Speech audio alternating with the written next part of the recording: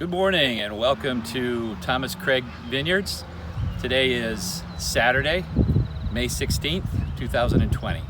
Today we're doing an updated video on the state of the vines here at Thomas Craig Vines.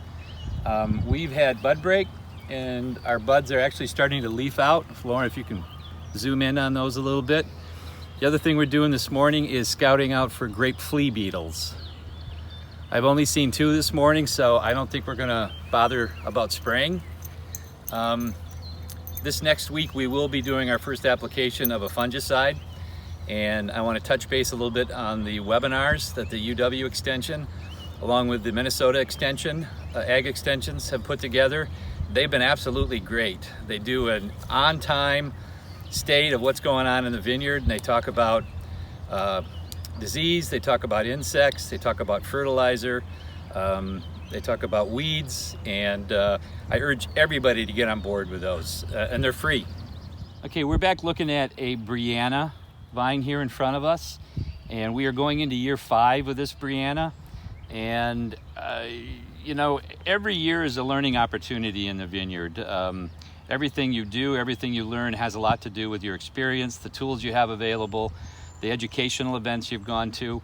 And we're gonna look at this particular vine and how we've attached it to the top cordon.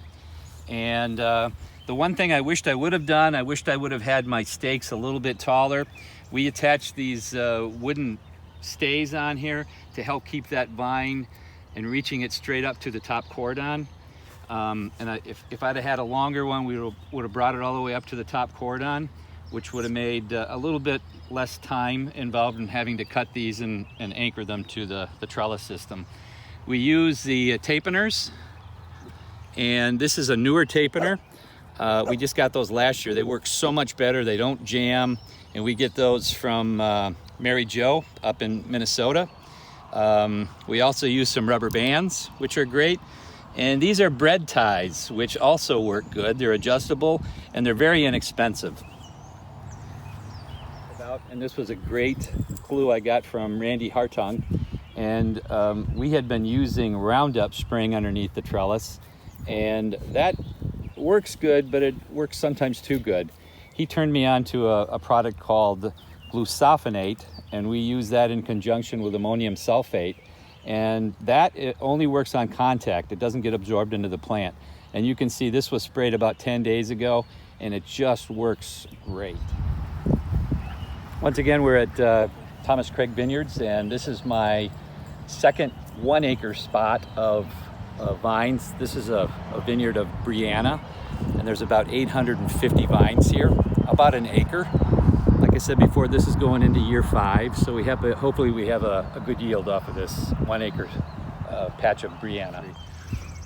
This is a video of our very first vines we planted. This is going into year 6, and this is a Frontenac Gris, and you can see this guy here is almost fully leafed out. Here again, no flea beetles, and we're anxious to see how this plant develops. The field right in front of us has 3 varietals.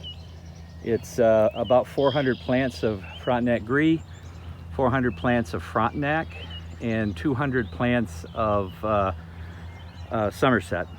The big field in the distance is about 6 acres, and that has it's broke up between Petite Pearl and Marquette.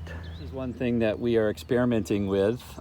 We got these hardwood wood chips from a local tree arborist that cuts down and prunes trees, and this is very sandy soil up on the knoll of this hill here, and we've always struggled with organic matter, so we put these mulch chips down in hope of it initiating a little bit more organic material into the soil, and the vines have always struggled up here, so we hope it helps.